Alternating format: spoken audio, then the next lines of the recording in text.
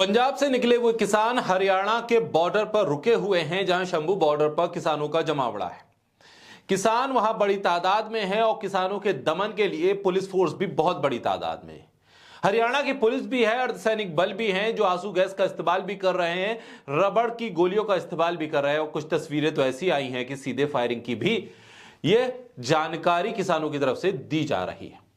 किसानों की मौत हो रही है, गोली लगने से मौत हो रही है और इस पर हंगामा भी हो रहा है।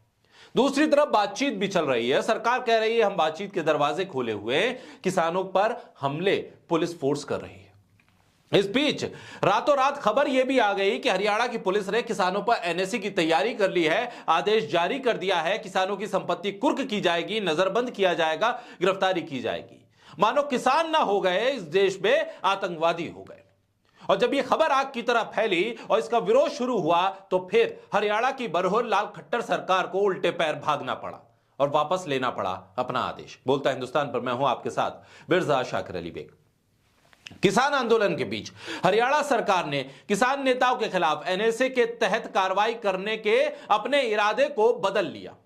पहले कहा कि एनएसए पर कार्रवाई करेंगे, उनकी संपत्ति को जब्त करेंगे, कुर्क करेंगे, गिरफ्तारी करेंगे, नजरबंदी करेंगे, जो मर्जी चाहे वो करेंगे, किसानों के दमन के लिए हर कोशिश करेंगे।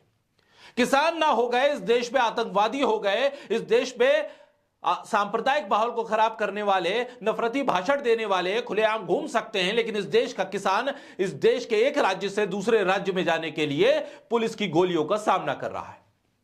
एनएसए के तहत कार्रवाई करने की बात कही मनोहर लाल खट्टर की सरकार ने, लेकिन अब इस फैसले को वापस ले लिया, यू टर्न ले लिया, पलट गए अपने फैसले से। हालांकि पुलिस ने कहा है कि किसान नेता अपने आंदोलन को शांतिपूर्ण तरीके से आगे चलाएं, लेकिन पुलिस ने यह नहीं कहा कि वो आंसू गैस के गोले नहीं छोड़ेंगे, उन्होंने यह नहीं कहा कि वो गोलियां नहीं चलाएंगे, उन्होंने यह नहीं कहा कि वो किसानों के कैंप और मेडिकल कैंप पर हमला नहीं करेंगे।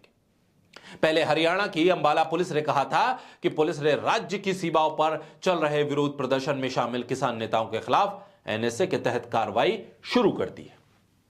पुलिस की तरफ से कहा गया था कि आपराधिक गतिविधियां रोकने और कानून व्यवस्था बनाए रखने के लिए प्रशासन ने कार्रवाई शुरू की है। तो आपराधिक गतिविधि कर रहे थे इस देश के किसान, कानून व्यवस्था को ध्वस्त कर रहे थे इस देश के किसान। इस देश के किसान अलगाववादी हो गए थे, आतंकवादी हो गए थे, खालिस्तानी हो गए थे।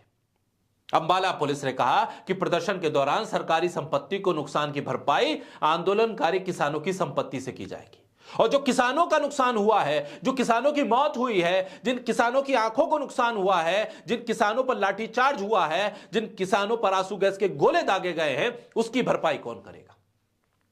किसानों की संपत्ति कुर्क करी जाएगी, बैंक खाते सीज किए जाएंगे, इस बात का धम भर रही थी मनोहर लाल खट्टर की सरकार। लेकिन किसानों के जिस्म पर जब आंसू गैस के गोले हरियाणा की बीजेपी की मनोहर लाल खट्टर की सरकार दाग रही थी, तब क्या हरियाणा की सरकार को नहीं पता था कि ये देश के किसान हैं?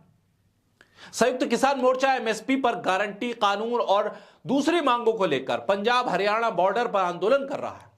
किसान संगठनों के समर्थन में तमाम और संगठन भी आ रहे हैं। बॉर्डर पर किसान की मौत हो रही है, इसके विरोध में संयुक्त किसान मोर्चा ने काला दिवस मनाने का आह्वान किया। इसके बाद किसान ट्रैक्टर मार्च निकालेंगे, हालांकि इस दौरान सड़कों को जाम नहीं किया जाएगा। किसानों के गैर राजनीतिक दल संयुक्त किसान मोर्चा ने दिल्ली मार्च को 2 दिन के लिए रद्द कर दिया है। आगे की रणनीति का खुलासा बाद में किया जाएगा। पंजाब हरियाणा सीमा पर 22 साल के शुभकरण सिंह की मौत के बाद पंजाब के मुख्यमंत्री भगवंत मान ने मृतक के परिवार के लिए 1 करोड़ रुपए की अनुग्रह राशि की घोषणा की है और एक सरकारी नौकरी का ऐलान भी किया। कल रात अंबाला पुलिस ने देश के किसानों पर एनएसए लगा दिया, यानी सिख किसान खालिस्तानी से भी आगे बढ़कर देशद्रोही बन गए। ऐसी कौम जो देश की सुरक्षा के लिए खतरा है। हरियाणा की मनोहर लाल खट्टर सरकार की यही सोच है। हरियाणा सरकार के इस कदम के बाद बहुत से लोग खुश थे, ढिढोरा पीट रहे थे, सोशल मीडिया पर ट्वीट कर रहे थे। शायद वो दाल रोटी नहीं खाते, दाल सब्जी भी नहीं खाते हैं, उन्हें फसल की कीमत से, बढ़ती महंगाई से कोई फर्क नहीं पड़ता। वहीं अब वीडियो जारी करके किसान नेता ये बता रहे हैं कि पुलिस वाले कैसे निहत्थे किसानों पर गोली दाग रहे हैं। उत्तर कोरिया के नक्शे कदम पर हम बढ़ रहे हैं। दुनिया भर में किसानों के आंदोलन हो रहे हैं, लेकिन कहीं पर भी किसानों को किसी ने आतंकवादी नहीं कहा। किसी देश की पुलिस ने अपने किसानों पर गोलियां नहीं चलाई। किसी देश की पुलिस ने अपने किसानों के ऊपर राष्ट्रीय सुरक्षा के लिए खतरे जैसे धाराओं के तहत मामले दर्ज नहीं किए। अब देखिए देश पे हो क्या रहा है।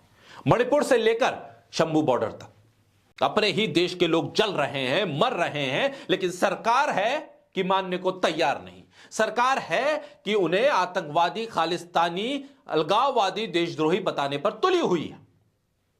यह है इस देश के किसान की हालत, जिस पर दम भरकर लोग अलग अलग अवार्ड ले लेते हैं, सत्ता में आ जाते हैं, कुर्सियां ले लेते हैं, सरकार बना लेते हैं, गठबंधन तोड़ देते हैं और बना लेते हैं। लेकिन इस देश का किसान आज भी सड़क पर है, गोलियां खा रहा है, और उसके बाद अगर वो इस जुल्म ज्यादती के खिलाफ आवाज उठाए तो उस पर एनएसए की धमकी लगाई जाती है।